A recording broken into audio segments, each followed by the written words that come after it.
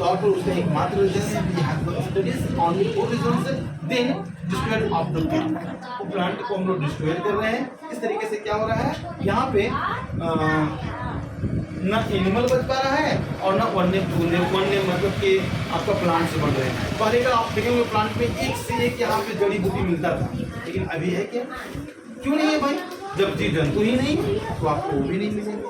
तो निश्चित तौर पे आज हमें बढ़ना है। कॉन्जर्वेशन का मतलब होता है, कॉन्जर्वेशन का मतलब होता है संरक्षण करना। क्या होता है? संरक्षण करना, बचाना। तो हम प्लांट और एनिमल को किस प्रकार से बचाएंगे इस चैप्टर में।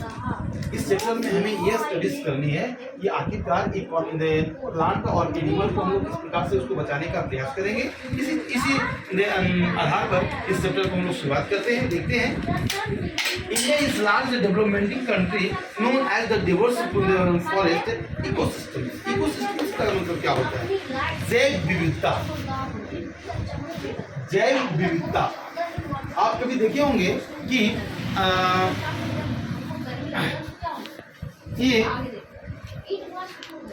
ये हजारीबाग का पार्क है और इस हजारीबाग के पार्क में हिरन भी मिल रहे हैं, बाघ भी मिल रहे हैं, चीता भी मिल रहे हैं, यानी अलग अलग जीव यहाँ पे मिल रहे हैं। क्यों?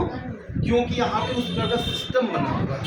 हिरन को रहने का भी इन्वायरमेंट बना हुआ है, यहाँ तक कि आपका शेर का रहने का भी जो इन्वायरमेंट बना हुआ है, और सारे जीव जंतु को रहने का यहाँ पे इन्वायरमेंट बना हुआ है। जब कोई वन्य प्राणी जिस सिस्टम में निवास करती है, जिस सिस्टम में हैबिटेट करती है, उस सिस्टम को हम लोग क्या कहते हैं?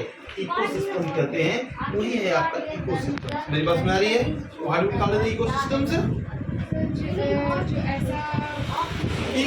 in which the animals lived at environments that was the ecosystem। ये ना बोलते हैं इकोसिस्टम, इसीलिए बोलेंगे इसको इकोसिस्टम। क्या होता है इकोसिस्टम बताओ? Protection of the protect ecosystem is a critical and the forest is home the large number of the plant and animal. However, forest and the being sacrificed for the massive development project for the become necessary part of the urbanizations and industrials they have the much development project। और इस प्रकार से सरकार के माध्यम से अलग अलग प्रकार के प्रोजेक्ट हम लोग यहाँ पे अब सरकार ने रखी है ताकि प्लांट और वन्य प्राणी को हम लोग बचा सके। वन्य सरकार के माध्यम से, गवर्नमेंट के माध्यम से we have the very critical fundamental units of the government in conservation of the plant and the animals. बहुत सारी फंडामेंटल यूनिट्स को सरकार ने क्या किया है, यहाँ पे लागू करने का प्रयास किया है। और उसे क्या हम लोग क्या करते हैं, और वो हमारे इकोसिस्टम को बेहतर करेगा। नहीं, जैसे आप देखे होंगे कि अभी जगह जगह पे पेड़ पौधों की रुपाई हो रही है। नहीं, हम लोग जगह जगह जंगल पे लग रहा है। क्यों? ताकि इकोसिस्टम बना रहे और जो ऑक्सीजन का जो लेवल है, जो ऑक्सीजन का लेवल्स है वो बढ़ जाए, और जो कार्बन डाइऑक्साइड का जो इतना हाई लेवल चला गया है वो थोड़ा सा कम हो जाए। अभी कार्बन डाइऑक्साइड की मात्रा यदि बहुत ज़्यादा हाई लेवल में हो जाती है तो क्या आप रह पाओगे? बहुत ज़्यादा हीट हो जाएगा। और ये भी आप कभी देखे होंगे कि बरसात के समय में वर्षा नहीं हो पाती है। बरसात के समय में वर्षा नहीं हो पाती। असमय जो बारिश हो रहा है इसका मतलब क्या है? What will be the rainfall in the odd times. क्या रीजन है? ओनली फॉर ये रीजन है कि हमारे इन्वायरमेंट में कार्बन डाइऑक्साइड की मात्रा बढ़ गई है, काफी ज्यादा मात्रा में क्या हो गई है, बढ़ गई है। इसलिए हमारा सिस्टम काम नहीं कर पा रहा है। अब आते हैं, हम देखते हैं यहाँ पर एक पॉइंट पर आते हैं, ये फॉर्मेशन क्या होता है? क्या होता है पता है?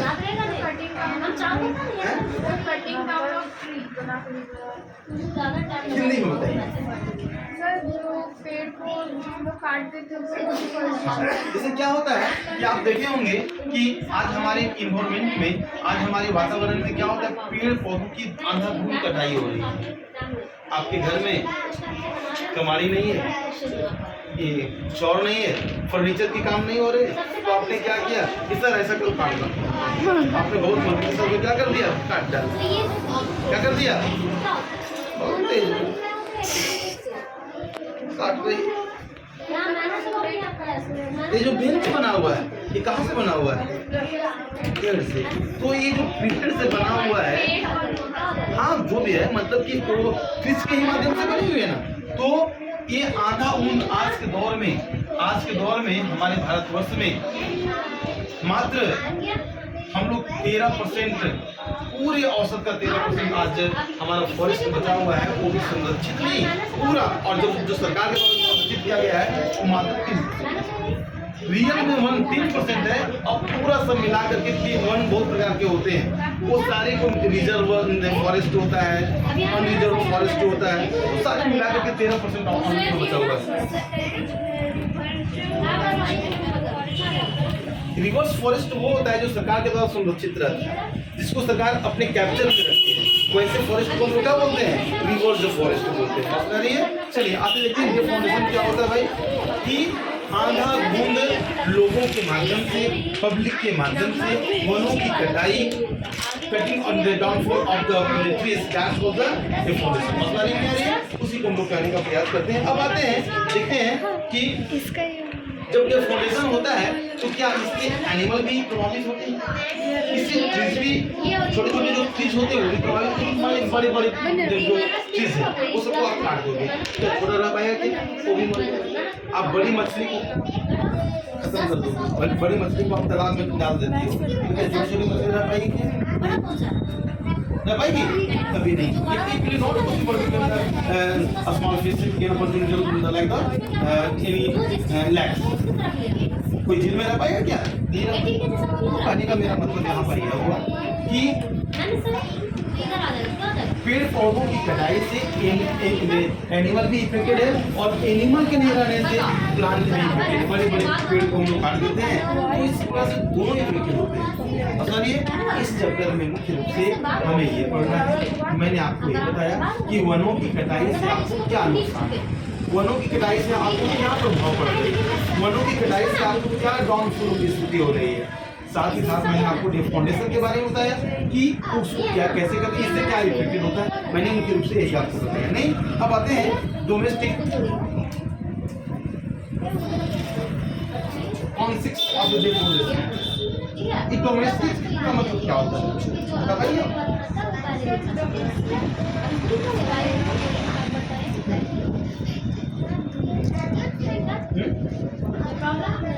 डोमेस्टिक का मतलब आज हमारा जो प्लांट का जो डिफॉरेस्टेशन हो रहा है, अंधाधुंध जो कटाई हो रही है, उसका क्या क्या घरेलू रीजन है, घरेलू क्या क्या सीक्वेंस पड़ता है जिसके माध्यम से आज हमारा डिफॉरेस्टेशन काफी हाई लेवल्स में जा रही है। तो उसका एकमात्र कारण है, पहला आप लोग पॉइंट को लिखेंगे, पहला पॉइंट को आप लोग लिखेंगे। पहला पॉइंट आपका बनता है, पहला पॉइंट पड़ता है disputed river flow flooding drought plant life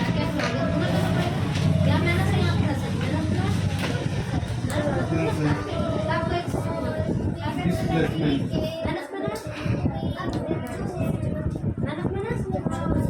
forest